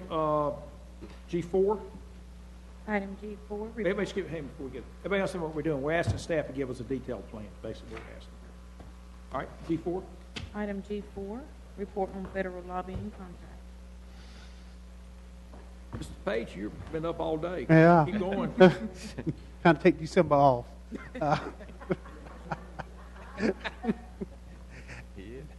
This item was actually discussed last week in General Government Committee meeting with the flip in the meetings this month. And at General Government Committee, it was suggested that some type of special meeting be held, whether it be a special meeting of General Government, a committee of the whole, a special meeting of this, but to basically bring in the four proposals, or the four firms that have submitted proposals, and give you all an opportunity to interview them. was sort of suggested as the next step, and then figure out where you go from there. So at this point, I think that unless you all have different direction, that's sort of what we're working on. So sometime in early December, maybe have a special, don't know if it should be a special meeting of the committee of the whole or what, but we're still having those conversations. Are there any other items that need this kind of attention? I mean, need a committee of the whole? Yeah. Probably not in December. I guess timing is the issue. I was going to say, yeah, because do they need, and I know Ms. Mazingo's here, I'm looking at her. Welcome. Congress starts up into January, something like that, 1st of February, and I guess, what's that? January 3rd, okay, before the inauguration. But, so we need to make a decision timely. Really need in December so that whoever we hire can work together for our legislative program. The trip to Washington for the National League of Cities is in March. Yeah. So. Okay. All right. Ms. Light?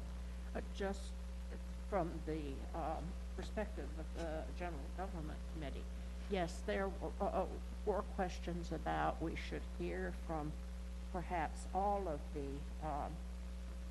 the applicants, but in fact, there was also the argument on the other side about familiarity with the strategics, however you say it, and in fact that the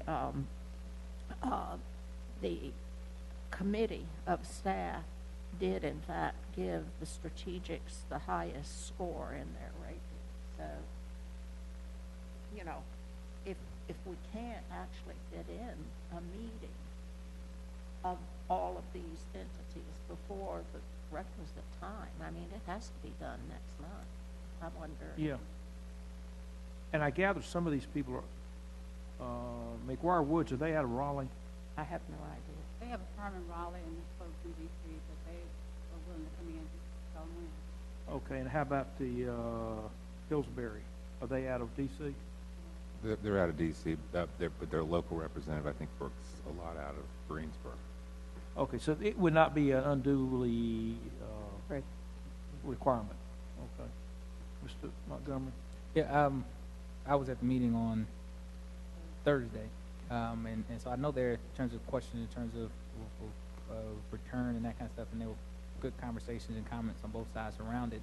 But in looking at the timing piece of it, to respect, I guess, the concerns that are there in reference to it, as well as the timing we have, and then we have been working with and kind of leaving in limbo in sense of kind of where we are and what we're doing. I asked whether or not there was an opportunity for staff to be able to have, you know, some preliminary time for them to negotiate something in the interim.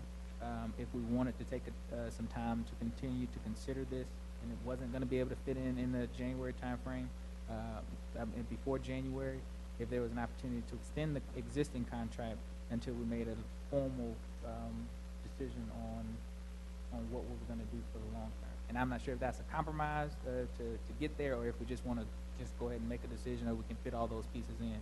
I'm willing to go wherever counts. I just threw that out there just to make sure we didn't have a gap in folks working on our behalf. Was the General Government's Committee consensus to have the special committee of the whole? I'm not sure. I think we just sought but and certainly one other option to add to that is to go ahead with this for this year and then set up something different for future years. So, I'm here. I'm not going anywhere. We can have it tomorrow night. Doesn't matter to me. Lee, I mean, is that unduly to ask to have a special committee of the whole? I don't think it. I mean, it's the more difficult thing is council's schedule. I mean, the lobbyists will, if they want our business, will arrange to be here. But if we have a committee of the whole, how does? I know the mayor would chair it, but we would have to. I guess he would have to work through a consensus at that meeting on what to do going forward. That'd be his responsibility. Right, my suggestion would be each firm gets maybe 30 minutes for presentation and questions, and then you move through it, so you're not here all day. It's a 2-hour meeting. Okay. I don't have any trouble with it. As I said, I'm not going anywhere. But, and you're gonna be gone. There's 4 firms, right? That's 2 hours, just the meeting. Okay. Hearing no objection, I would suggest that we endorse the special committee. We'll schedule it. Committee of the whole.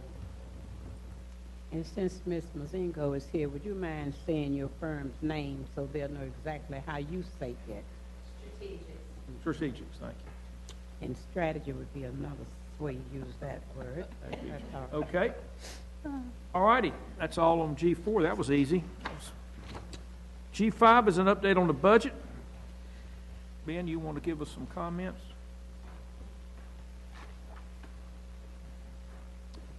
Good evening, Chairman Clark, Mayor Pro Tem Burke, members of the City Council.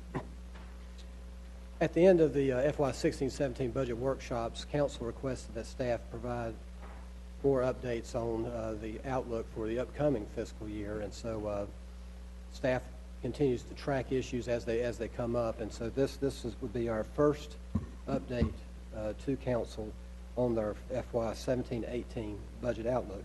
I want to first just start out by just provide a quick recap of how we ended fiscal year 15-16. These are general fund dollars, and the budgeted number that you see there is the amended budget for 15-16. On the revenue side, we brought in $184.8 million in total revenues, which was about $4.1 million better than budget. That was mainly due to better collections of property tax and sales tax and electricity franchise tax. On the expenditure side, we spent a total of $184.4 million, which is about $3.6 million under budget. So as a result of both of those two ways of ending the year, we actually had revenues over expenditures of almost $336,000 compared to a budgeted use of fund balance of almost $7.4 million. So we improved bottom line there by $7.7 million. Now under last year. That was last year. That's for fiscal year 15-16 in the general fund. Yes, sir.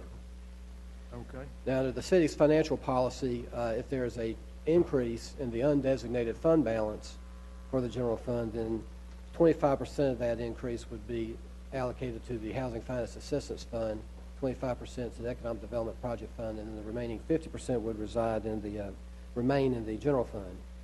You see the chart there on page 14. Because of an increase in the restricted portion of general fund balance, we actually ended the year with no undesignated fund balance. And that $5.1 million increase in restricted fund balance is mainly due to the fact that we have not collected federal transit dollars for the last 2 years. Because of the process for applying for the funds, for those funds being released, there's just been a significant delay. We now, as of right now, we have been able to apply for and receive our fiscal year 14-15 dollars, so that's how far back it goes. They have now opened up the time period to apply for the fiscal year 15-16 dollars, which will require approval by the Transportation Advisory Committee as well as the state before we can then actually draw the money down. And then at some point, hopefully before the end of the fiscal year, they'll open up the window to actually apply for the fiscal year 16-17 money, the money for the current fiscal year. So that has had a major impact on how much of our general fund cash is undesignated. It has also reduced the amount that we reserve per our financial policy. Our financial policy states that we are to reserve 14% of general fund expenditures. Right now, as of the end of June 30th, 2016, it was about 11.9%. So that was where we were at the end of fiscal year 15-16. Question, these numbers, now I'm looking at the 51.4 for June 30th, 2016 actual. Is all that cash or some of it accounts receivable? Federal money receivable. By the way, we just learned about this at the Public Works Committee last week, and I was most concerned that we have counted money that we haven't gotten, and some of it's 2 years old now, and I'm just concerned that we've counted our chickens before they hatched. The And 51.4 is not cash. it's not cash. It's not cash. It is, includes receivables and payables, outstanding at the end of the year. So general fund is the main operating fund for the city. Okay. So if there's any other fund within the city that basically has a negative balance, there's a borrowing from general fund. So at the end of the year, the transit fund had a due to from FTA, or the Federal Transit Administration, of about $7 million in their operating. That didn't include the capital, just Yeah. operating. There wasn't enough money in the mass transit tax fund to cover it that it had been in years past. So there actually was a borrowing from general fund. So it doesn't mean that general fund doesn't have the cash. It just means that it moved from that available to restricted. So it's a temporary hold. Oftentimes this happens for when we have CDBG reimbursements due or home. It's just this is such a significant amount of money that it's But used our unassigned amount. now is it significant? So it's timing, but it still can't be used. We're counting as a receivable something that I don't think the federal government's counting as available. They haven't even asked for a request for some of this money that we're counting as a receivable. Is that right? Well, this was as of June 30th of 2016, which Yeah. included not receiving the fiscal year 14-15 dollars. We've applied for and will be receiving those dollars. We're now applying for the 15-16 dollars. Yeah. So I would expect this picture, if you were to reproduce this chart, mid-year or maybe for third quarter of the year, it would look different. But we still would have the fiscal year 16-17 dollars that we'd still have to apply for and receive. And while that's happening, we're obviously running the bus system and spending, on salaries and equipment and fuel and that type of thing. Have the auditors questioned the fact we're carrying a 2-year-old receivable? They have asked about it. Yeah. I mean, that's, somebody owes you been owed you money for 2 years. Usually you don't expect to get it. Anyway, go ahead. Any questions? Now, I was just going to say, I don't want the community to get excited. We're not having any financial problems, are we? No. Make sure you say that. It's timing. But I do support your contention that let's just pause and wait till that money gets in before we start spending it on. We're spending money that we haven't received yet. That's correct. The $4.4 million that you see in the yellow bar, that's appropriated fund balance. Part of that is what we use to balance the budget that we don't ever really expect them to need. But about $2.4 million of it is for one-time capital needs that we had identified during our capital planning process. We'll probably slow down on moving forward with those projects right now until we've received more of the federal transit dollars. Have we communicated to appropriate authorities that that's a long time to wait for money? And luckily, as Ms. Burke just pointed out, we're very financially sound. We've got a lot of money in the bank, but there could be communities where this is a major issue. Yes, we've been in continual dialogue and conversation with the Federal Transit Administration, trying to find out, when will the window open up to submit an application for funding. And then part of it, as we noted, as part of their process, they've transitioned to a new system that system's used to apply for the funding, and so it's really just a timing thing. Okay. Ms. Montgomery? But just to that end, and I know we're not the only ones happening all across the country, but how have we shared this with our congressional delegation? That been something we've communicated with our lobbyists? Just so our Congress folks know, and this is something they can at least talk about. I don't believe we have. Send a letter or something. Can we call Mr. Fox? We've had conversations about it. A lot of it does have to do with the change in the system. They roll out a new system, and literally when it first was rolled out, how many dozens of emails were we getting a day, Lisa? Remember, on the system? We were getting several dozen emails a day from the new system. So they've had all kinds of problems with it, but I'm confident now. They did open it up for the 14-15. We should get the 15-16 by the spring at the latest. You're always going to have a a partial year lag Yeah. because of the federal government calendar versus ours. But we can just get back to that 3 to 6 month lag after the close of books of 1 year. We'll be okay. Okay.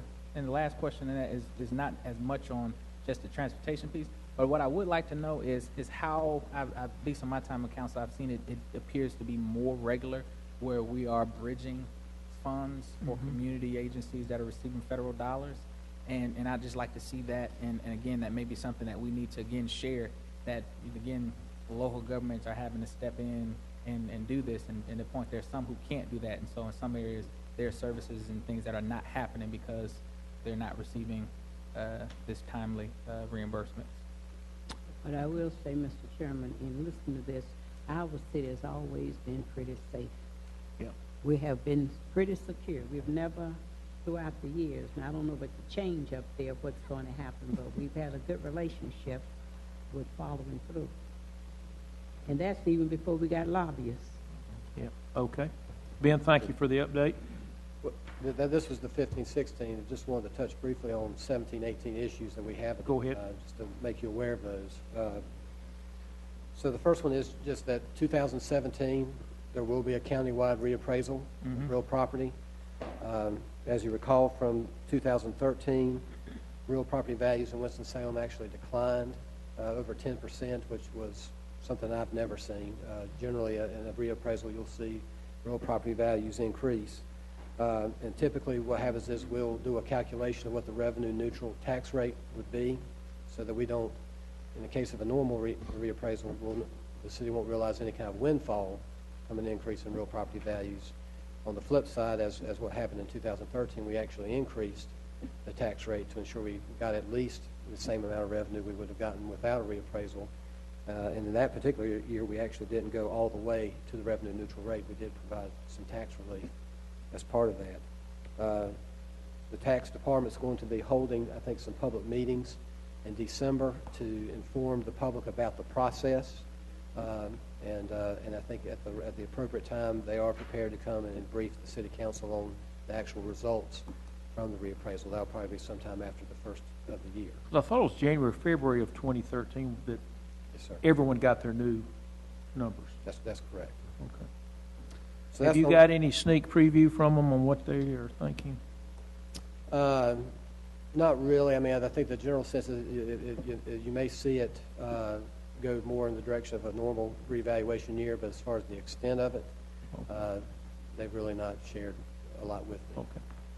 Go ahead. I've met with tax assessor in reference to some of the process, just because of a lot of some of the areas that had some major declines within my area, and we just wanted to see what they were doing and how they were working. And I know that his office has been intentional about not necessarily using the blanket values that they had normally done, and in some of the neighborhoods where they had some of the largest discrepancies, they've actually gone door to door in some of those neighborhoods and really taken teams out to really assess differently than what they've done in others. And don't know what that's going to mean, but I know that they have, because of some of the issues that happened before, they're taking a different approach in some of the neighborhoods that saw some very, very drastic declines. Okay. Did you make the county commissioners aware? Have you talked with them? Well, not all of them, a couple of them. Okay, because that's going to have to make a difference. I haven't heard anything. I do from time to time visit with real estate brokers, but most of them don't have a macro sense of what's going on. Okay, Ben. Some other issues that we've identified here, the public safety supplemental pay adjustment that was approved as part of this year's budget would be the second round. They'll go into effect January 1st of 2017. We know that for 17-18, there will be the full year impact of that, and then if the council continues to provide for those supplemental pay adjustments, then there would be another one that would be effective January 1st of 2018. So that, both of those combined would cost probably about $1.3 million there. The new 401A plan that will go into effect January 1st of this year, the full year impact of that will be reflected in the 17-18 budget, so that'll be an additional $600,000 that we estimate into. These are general fund dollars. Also, in the area with our temporary services and our overtime expenditures, we've got some pressures there that we're aware of. The hourly rates have been adjusted up to bring to a minimum rate of $11 per hour. We've really not adjusted what the temporary agencies are charging us to reflect that higher dollar amount. They're doing that now, but the budget hasn't been realigned to reflect that higher dollar amount, and also overtime costs with pay adjustments, market pay adjustments. You know, the hourly rates for employees has increased, so if they've incurred overtime, that time and a half cost is increasing as well. So we're going to be looking at those two particular expenditures to see what can be done to manage that cost as best we can, if hours can be managed better, to at least try to minimize some of those increases. Within the area of overtime, we also are looking at the impact of the new Fair Labor Standards Act rule that increases over the who is eligible for overtime pay. That's increasing that amount from $23,660 per year to $47,476 per year. So if you make at least that, or you make up to that amount, then you will now be a non-exempt employee and will be qualified to earn overtime. So we're trying to see exactly what that impact could be on the budget. And then finally, within the area of overtime, a recent court ruling, Fourth Circuit Court of Appeals ruling in Virginia, determined that fire captains are non-exempt, have non-exempt status, and should also qualify for overtime pay. And so I believe that we provided the Council of Communication last week about the back pay that we're providing for the last 2 years. But going forward, we know now that this will be a new cost in the budget, and we're estimating that the annual impact could be as much as $272,000. But again, we're looking to the fire department to help us in managing the time that fire captains may get called in outside of their normal work hours, so that we can manage that overtime cost. May I ask a question? Yes, ma'am. To call them in, what would be some things that you would have to call them back? I mean, like captain fire. Well, in the case of fire captains, if it's for training, they've often come in outside of their normal work hours to train other platoons. And so, whereas when they were exempt, that was just, they were basically given non-work time to offset that. Now they would actually earn overtime. And so we're having conversations with the fire department about, well, can they come in and coordinate the training on their shift, or just what options can we look at to minimize that cost. But we're thinking conservatively it could be as much as $272,000. Also, we're in the process of doing the first 1/3 position classification and compensation study, looking at the laborer classifications and trades positions. So that those results will be coming out sometime at the early part of the year. At this point, don't know what the potential cost of that will be, but part of what the consultants will provide us with are strategies for how we can potentially phase those changes in, or implement those recommendations. Is that a market study type of analysis? Yes, sir, it is. Also, the bond project operating costs. Excuse me. Yes, sir. And I don't know if it's in this process, but I just made a note and just wonder if there's a way for us to get an assessment, at least from the employees, on understanding the return in community-wise, just in terms of when we raise pay, from an expenditure standpoint, on what people spend in terms of that return back, how many dollars being turned over. I don't know how we assess that for our employees, and if that is even something that can be assessed, but just to see if is there a metric that we can understand when we make a pay increase for our staff. What does that mean for the local economy? We'll look into that. Yes, sir. Okay. Also, we also ran. Excuse me, Ms. Burke. When you say local economy, what are you talking about? I'm saying Winston-Salem and Forsyth County in terms of dollars spent, sales tax. Do we see what happens? And particularly, we probably see on the lower end of those much more dollars being spent in terms of those who are on the lower wage. When they have pay increase, they spend more so than maybe put away. But just understanding, is there a way for us to assess that? Is that an internal kind of thing? And it may not be able to figure that out. May I just say, Go ahead, because so many of the folks who work in the city, they don't even live in the city. And we'll have to look at, and factor out those who don't live within Forsyth County or Winston-Salem, who may be spending their money in other counties. Yes, sir. And you got to also factor in you're taking it from out of someone else's pocket.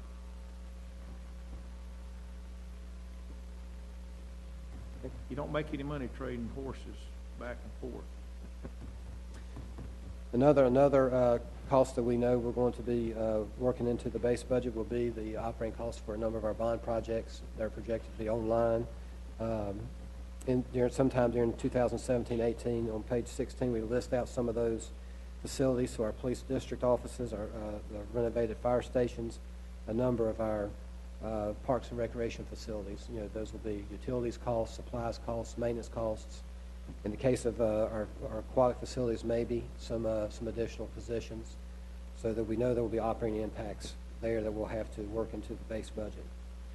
Also, police body cameras and tasers. The police is working on developing and consolidating their multiple contracts for body cameras and tasers, and they'll be bringing an item forward, I think, to council here soon.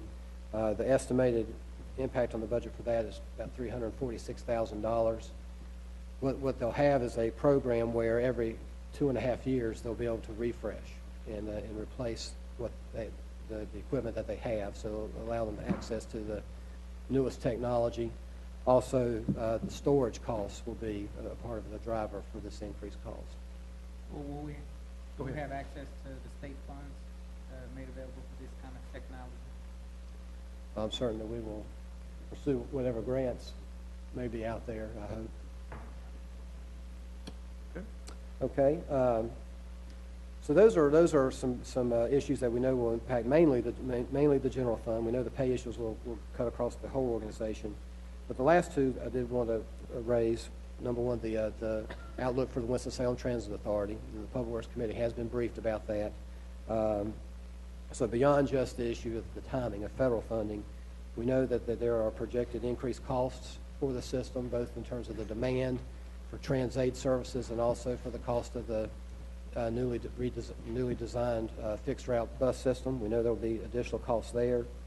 So with that in mind, I think part of our next update to council, which will probably be in January when we do really our first formal early budget forecast, we'll probably bring back some additional information and identify some more specific issues about how do we address those challenges in the transit fund, whether it's through fares or the tax rate or some other means of finding resources for that system. And then finally, the Stormwater Management Fund. The Public Works Committee was briefed last week on the 7th Street Stormwater Drainage project, and part of the pro forma that we've been operating on as kind of as a roadmap has assumed a rate increase going into fiscal year 17-18. Beyond just what the 7th Street project may require, we issued bonds a couple of years ago, about $13 million in revenue bonds. Those bonds require us to meet certain coverage ratios for operating income to debt service. And so in order to maintain those ratios, we have programmed in some rate increases in our long-term financial projection.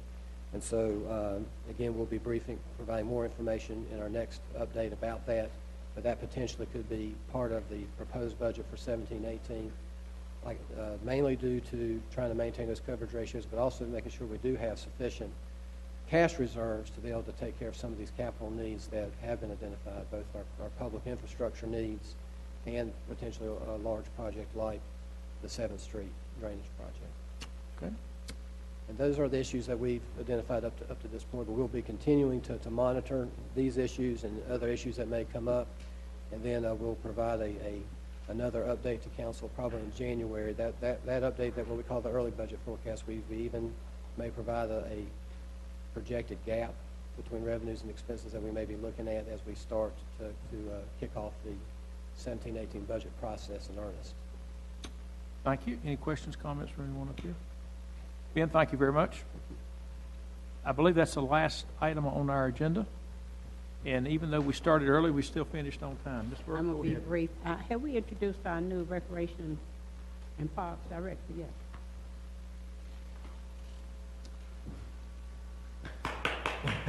We have not, but I will introduce William Royston, who is not, please stand up, William. William is the new recreational park inspector, who was promoted back at the beginning of November, I believe. Been with the city for quite a few years in several capacities, and has been working in recreational parks for about 15 to 20 years now, haven't you? 18, okay. So excited to have William in the new position, and he looks forward to working with you all and bringing new ideas, and I think he's going to be following up with each of you individually also to talk about ideas you may have for programming and some of your facilities. Okay. Yes, ma'am. I would just like to say on Saturday before 8 o'clock, I received a telephone call, and it was a resident saying that someone was taking something from one of the parks. Hated to bother me so early. I said, that's okay. I immediately called 911, but in the meantime, I called the city manager, and the city manager evidently called, and I called back 911, and they were on their way, and then the lady called and said, they're out there, Mrs. Burke. I think it's good when we have citizens who do this, but I do like the approach that Mr. Roster used when he called me. He could have waited until Monday, or he could have waited until Tuesday, but you were such a nice person to call to tell me what was going on, and you were at the site, and you gave an understanding for me as well as the residents, and I thank you. Okay. Welcome aboard. We're not normally this nice at Finance Committee, but we've been nice today. Welcome aboard. Anything else to bring forward to committee? If not, we will stand adjourned. That is 6:05. at 6:05. Public safety will take place in the same room.